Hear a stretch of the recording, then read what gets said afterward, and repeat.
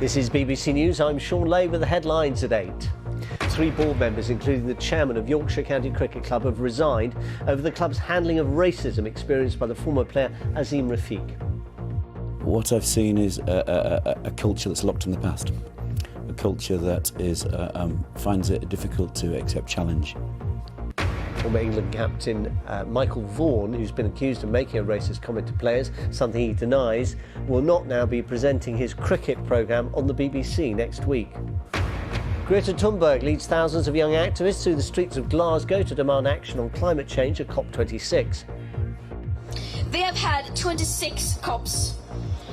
They have had decades of blah, blah, blah, and where has that led us? A 5th teenager has been found guilty of killing Keon Lincoln, who was 15, and shot and stabbed outside his home in Birmingham at the beginning of the year.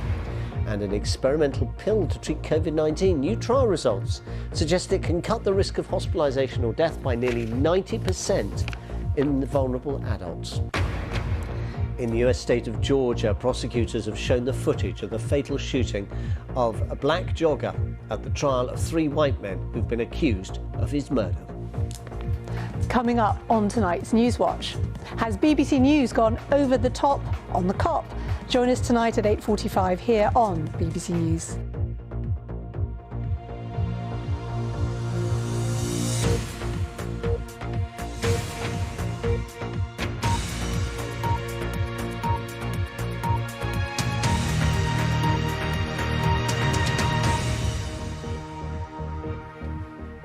Good evening, welcome to BBC News.